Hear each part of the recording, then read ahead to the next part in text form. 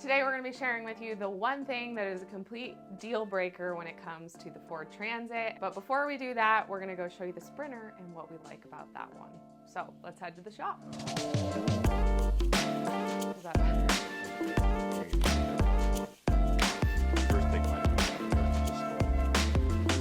So before we show you the Transit, we want to show you the Sprinter. Look at this magnificent tall door, full length, all the way to the roof of the van. I am 5'6" for reference, and this is very easy for me to get in and out of. There's no ducking, as we will show you in a minute.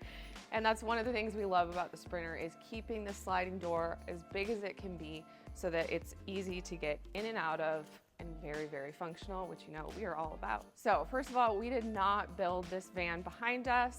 We actually are just doing service work on it. We did another video on that as well because this woman brought us her van. The electrical was dangerous and not safe, and the plumbing wasn't even hooked up and functional and working, so she couldn't even use this van that she spent all this money on. So she brought it to us and we fixed things up. And now this is what we don't like about the Transit, and is a deal breaker for us, especially Alex, who is 5'10". I am 5'6", and you can kind of see how there is a big bulkhead above the sliding door. It is not full length all the way to the roof of the van. So again, for reference, I'm 5'6".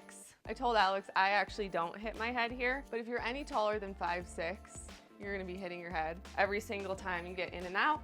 And then not only that, it's kind of a head basher for me right here when I'm actually standing inside the van. So I do have to do a little duck and tuck to get under here, but Alex has stepped up in this van multiple times and he said it's like compressing your spine when you hit this thing.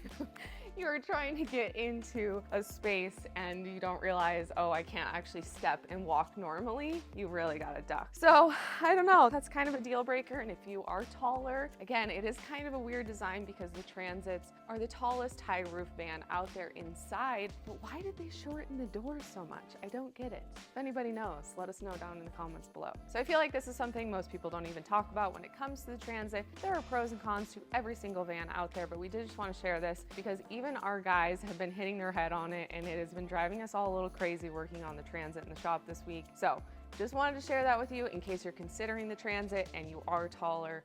It's probably something you didn't know yet, but that's all for today. See you guys next time. Bye.